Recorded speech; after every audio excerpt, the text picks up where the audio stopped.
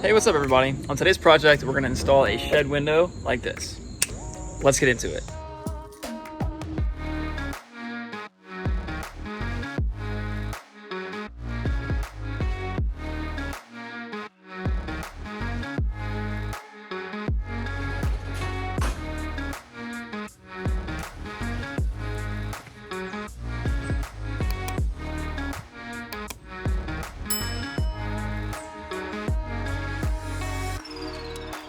What's going on, guys? So here's a look at the window and where we stand currently. Obviously, we've already framed the shed wall and we've installed our LP Smart Siding panels in place. If you're building your own shed and you want to check out how I completed those projects, you can check out my videos linked in the description below. Now, the first step in a successful shed window installation is to have a roughen opening that was framed properly. So for the next minute or so, I'm going to explain the basics for framing your window's rough opening. If you already have a window framed, you can skip on to the next section of this video. So if we pull away the siding, here's a look at the wall framing for the window's rough opening. So the anatomy of a shed window's roughen framing consists of things like king studs, cripple studs, the window header, etc. So feel free to pause the video if some of this terminology is new to you. But what I really want to spend some time on is the actual roughen opening dimensions for your shed window.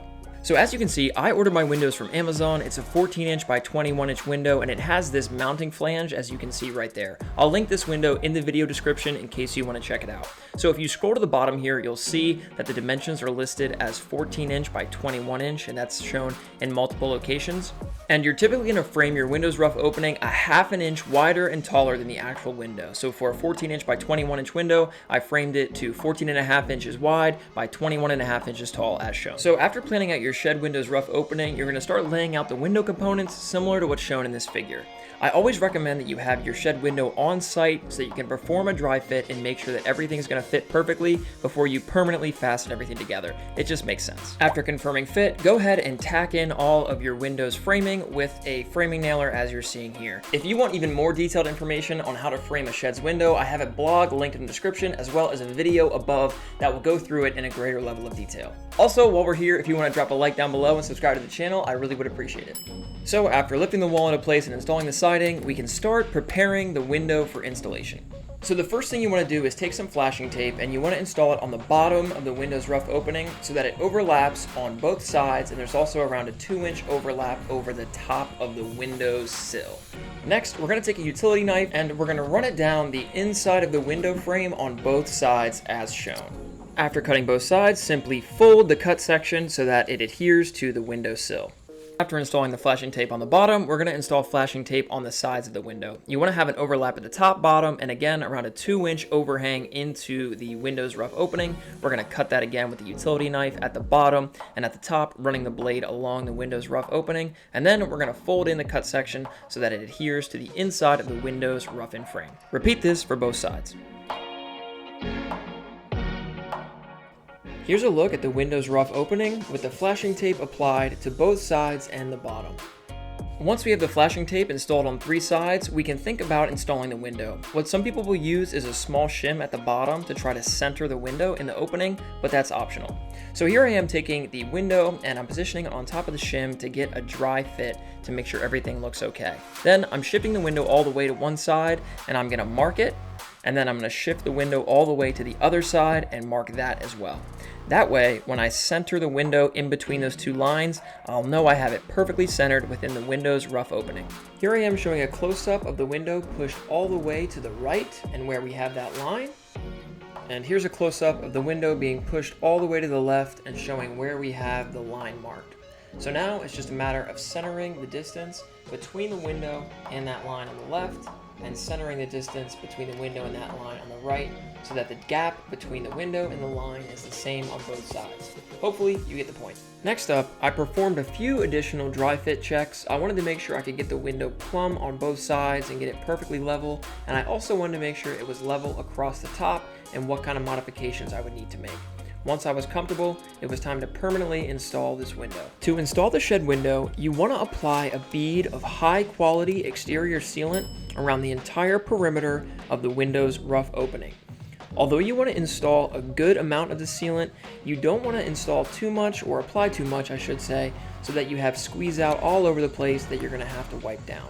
But apply a nice continuous bead down all 4 sides of the window's rough opening, as close to the window's rough opening as possible. After applying the sealant to the window's rough opening perimeter, you're going to take the window and you're going to prepare to permanently install it. Press the window's mounting flange up against the siding so that it's firmly embedded within the sealant. At this stage, you're going to want to try to locate that line on the side of the window and center the window within the window's rough opening. After centering the window left and right, use a level to make sure that your window is plumb and level across the top and bottom. Then take 1.5-inch exterior rated screws and mount the window to the shed by going through the window flange perforations and into the rough opening studs of the window. In my personal opinion, I don't think you need to install a screw in every single pre-drilled perforation in the window's mounting flange, but it's always good practice to follow the manufacturer's recommendations. Continue to go around the window flange, installing screws through the flange and into the window's rough opening. Repeat this for as many screws as you feel is necessary. When you're tightening the screws, you want to make sure that you don't over tighten and warp the flange, just tighten it enough so it holds the window in place. And as you can see now, I tried to clean up any excess caulk, but because it was black, it just made a mess. I recommend that you use clear sealant for your window installation. I made sure to wipe off any excess that would be visible on the window. Now at this point, we're going to install the final piece of flashing tape at the top, and you want this to be about 4 to 5 inches longer than the width of the window. You're going to install it so that it overlaps the window flange of the window, and so it overlaps both pieces of flashing tape on the sides by about 2 inches. Now the manufacturer includes a small lip on the window's mounting flange, and this lip shows you exactly where you're going to install the trim around the window. Make sure the flashing tape at the top doesn't go any further down than that lip. Now at this point, our window's installed, and now we're measuring the trim. You want the trim on the sides to go from the one lip on the top to the bottom lip at the bottom. And at this point, we're gonna cut our pre-painted PVC 3.5-inch trim to size. At this point, position the trim so that it's in line with the alignment lips or alignment beads on the vertical and horizontal portion of the window. Then tack it in place with either a framing nailer like I'm doing, or you can use exterior rated brad nails. Next, position the second piece of vertical trim, make sure it's level all the way across, get it aligned with the alignment beads on the window's flange, and then tack it in place with framing nails, just like we did on the other side. At this point, field measure and cut your trim boards for the bottom and top of the window to size, and then simply tack it in place once you're happy with how it looks with either a framing nailer or brad nails. Make sure you use exterior rated screws. Finally, install the last piece of trim at the top of the window. In theory, the piece of trim at the top and the bottom of the window should be the exact same, but it's always good to field verify. At this point, take a utility knife and cut off any excess flashing tape that extends out further than the trim. Just run it along the perimeter of the trim with the utility knife, and then you'll be able to peel it away. After removing any excess flashing tape on the sides of the window, I moved on to the top and cut off the excess flashing tape by running the utility knife along the window trim and then simply peeling it off.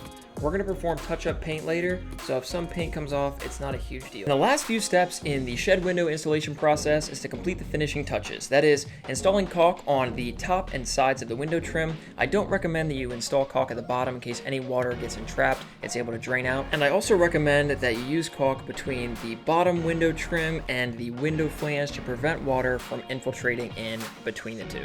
Then perform any touch-up painting as needed. As you can see here, I needed to clean up the corners there, and I put some painter's tape on the shed to prevent painting the siding. And here is a look at the final window result. Thank you guys for watching. If you like this video, please drop a like down below and subscribe to the channel if you like content like this. And in the next video, we're gonna learn how to build a shed ramp. So stick around for that one. Thanks for watching this one, and I'll catch you on the next one. Thanks.